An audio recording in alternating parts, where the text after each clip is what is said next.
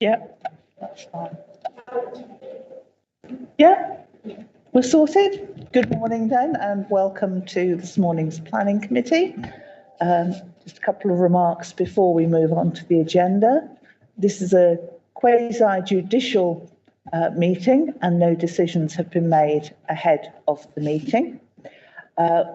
Members of the planning committee sit here as representatives of the whole council rather than as ward members, and we do not enjoy any form of parliamentary privilege in terms of what is said. So we ask you to bear that in mind in making your comments. Onto the agenda then, starting with the notice of recording and webcast. This meeting will be webcast for live and or subsequent broadcast via the Council's meeting YouTube site.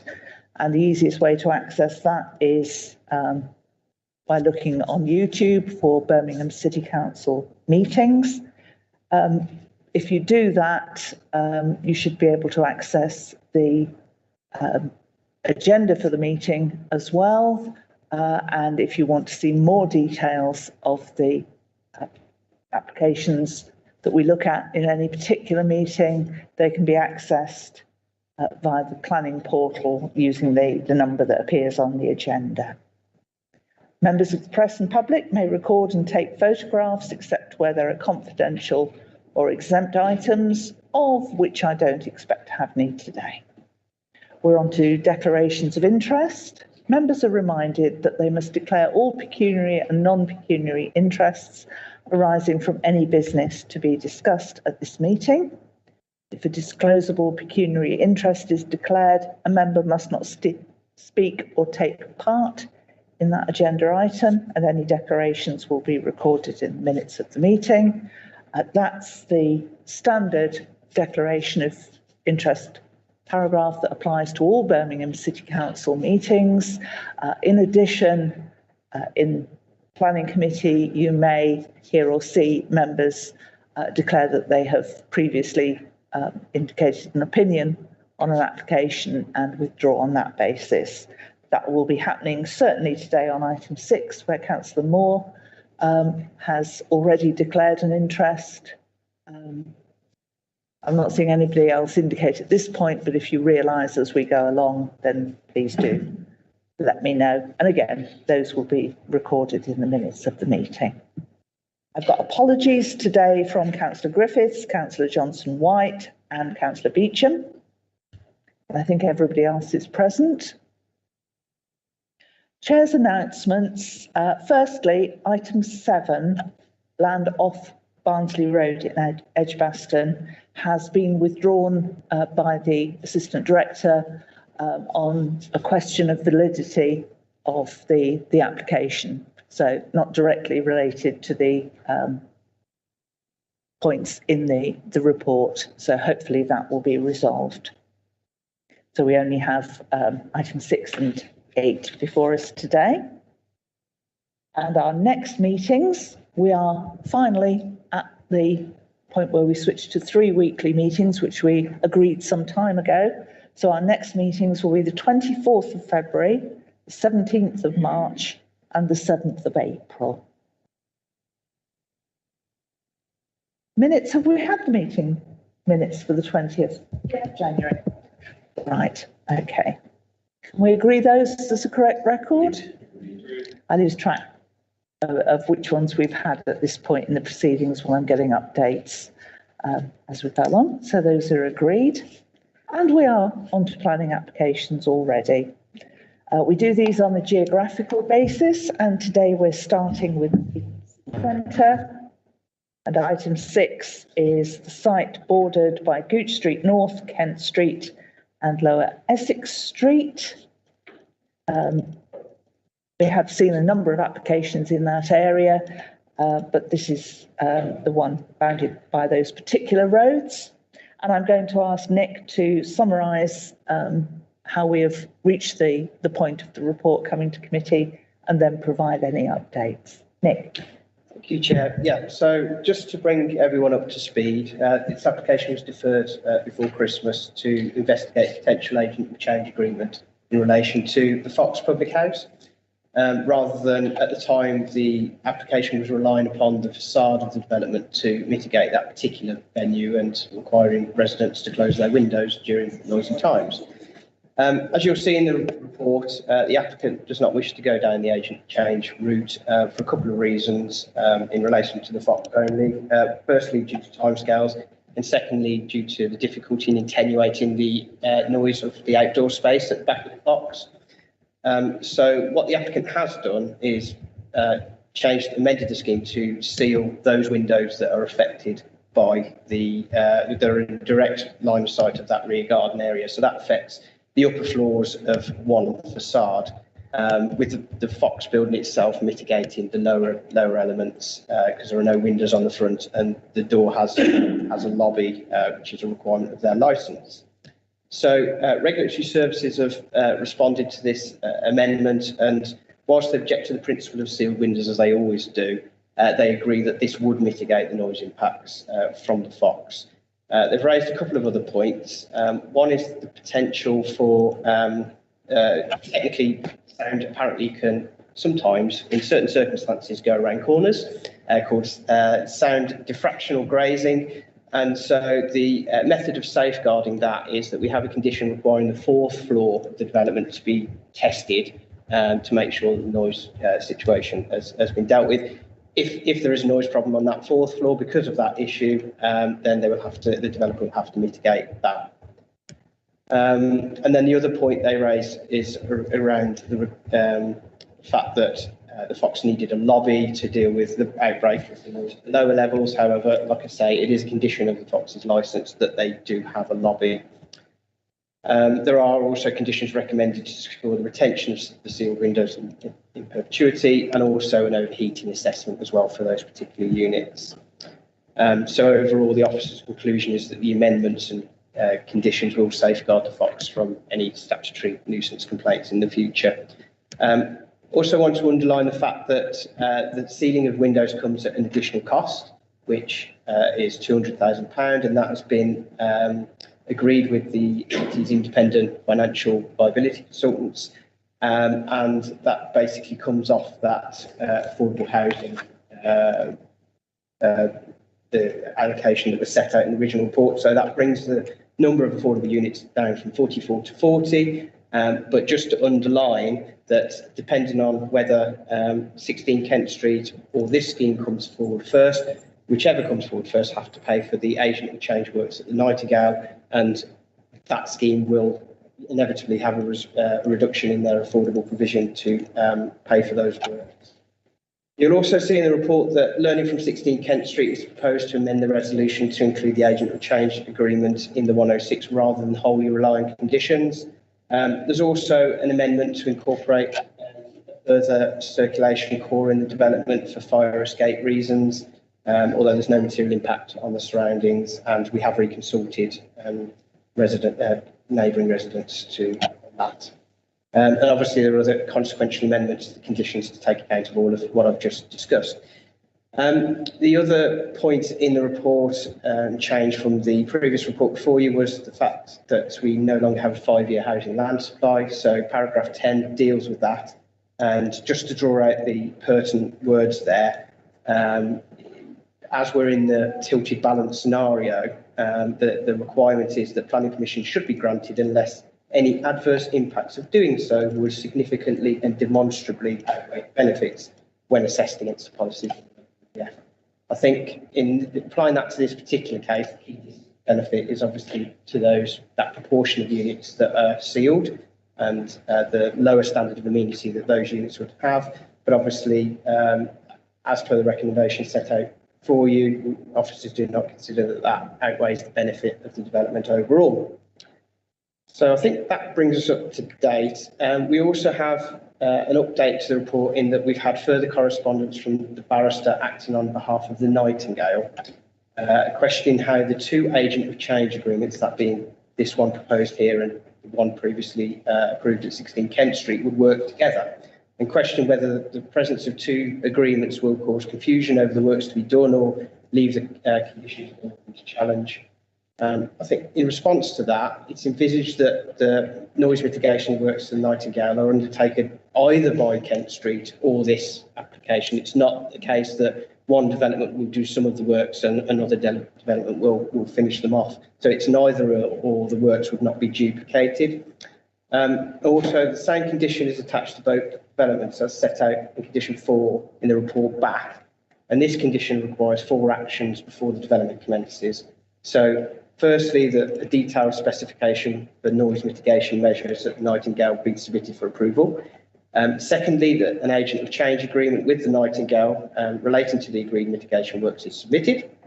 Thirdly, the granting of any necessary planning permission for the agreed noise mitigation works at Nightingale. And finally, a methodology for post-completion noise commission testing has to be submitted and approved. So should the agent of change agreements and works in Nightingale have already been undertaken, then the developers of the second or any later schemes that go with this strategy could apply to remove the condition, as its relevance would clearly fall away because the works would have been undertaken. Thank you, Chair. Thank you. Does anyone have any questions or comments? Councillor Stanford. Thanks, Chair. I just wanted to highlight, I think, the steps we can take and noise mitigation seal windows is approved. So it's good to see that. But for us, it sounds like a broken record. It's really disappointing to see that as a result of losing 4 affordable homes. I think the report says things are down to 8.8% affordable units in the scheme, which is way under 35% that we aim for as a council. So on a general point, really, I don't see any proposed application. I think the steps we can take are positive, but I would just love to see a way for us to be able to bring in enterprises without always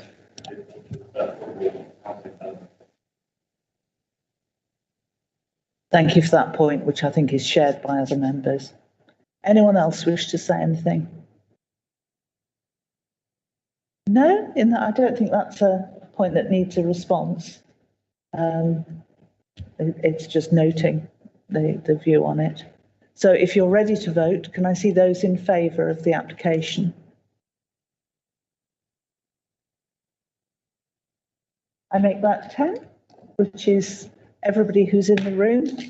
So I can declare that approved unanimously. Thank you. So we skip over 7 and move on to item 8. Joe is joining us. This one's in the south area and is part of the Commonwealth Games set of applications. Do you have any updates for us, Joe? I do, Chair. Thank you. Just a couple of updates. Just to note that the LLFA have now raised no objection to the application. And then the title of condition 3 should include the date of the 30th of September 2022. And then the title of condition 5 should include operation. So it should read construction, operation and decommissioning plan. And that's just to ensure that it's clear that the operational local area transport management plan is submitted as requested. Thank you. Thank you.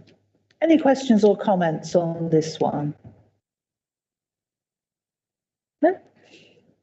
Councillor Stanford. I'm not sure where to begin, but I'll start with the application itself. I think the valid rejecting it or opposing it, the instructions that are being corrected are required. I guess the issue that I have is the provision of fencing containers for notices and accommodating activities with leisure. With the entire role of the my head around the idea that we can have world-class athletes tucking into sandwiches in water cabin on a student village complex. It just feels completely inappropriate, and I can't envisage a way that this can be delivered to a standard that is going to be in any way up to par when we're hosting an enormous international sporting event. So I'm happy to approve the application of no specific objection other than the high level I see the failure from the city's perspective of adequately planning and delivering what's required from our games. Anyone else want to come in? Joe? Yeah, thank you, Chair. Just to confirm, the existing student accommodation would be where the athletes would sleep. Due to all the additional needs in terms of associated with the accommodating the athletes and the games family, there is the need for additional accommodation.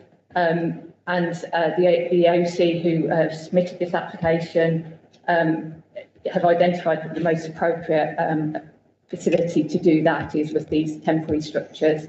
And that's what's before us and is what's board decision, with the added advantage that temporary structures will be removed within a timescale with no harm to the existing site. I'm just skimming through the report, which does indicate which types of facility will be accommodated in this way. It's a bit short on pictures. Oh, yeah. So.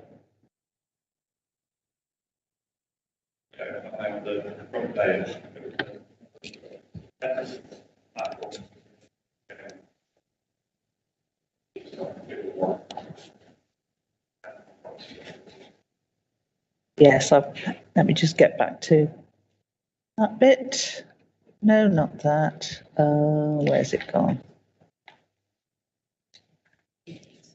Yes. It's very difficult to tell from a sketch like that, isn't it? I think for security type aspects, then that's probably suitable. I'm sure that by the time the organising committee are finished with it, it will be entirely suitable. And it's a very beautiful setting, so there does have to be a balance between the permanence of the structure and the surroundings. I think the other point to make is that this is entirely consistent with all the sites in terms of their overlay approach, and the vast majority of the additional accommodation is for would not be for residential accommodation, and there will be some existing dining and catering within the existing unit. It is not the predominant use. It's all the associated broadcasting areas, ceremony areas, the various security compounds that are required to facilitate those athletes and the wider games family on that particular site. And I think the plan at figure 2 indicates that as well. Okay, anybody else want to speak on this one? Councillor Suleiman?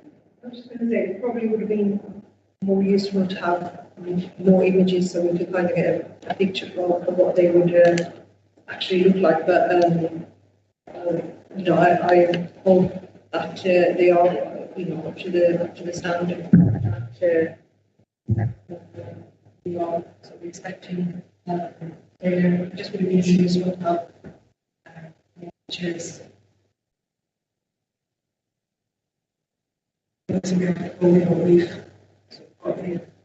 I mean, the application is for temporary overlay structures, so they are going to be temporary structures. Are we ready to vote on this one? Can I see those in favour? And that's 11, so that is unanimously approved. And item 9 then is other urgent business. Anybody got anything that won't wait till the next meeting? No? So item 10 is authority to the chair and officers to act in an urgent situation between meetings. Can we agree that? Thank you all very much. Thank you for coming in for a short meeting. Barnsley Road was taken off very late, otherwise it would have been a rather longer meeting. Thank you. And I'll see you in 3 weeks rather than a fortnight. Thank you. Yeah. Yeah, that's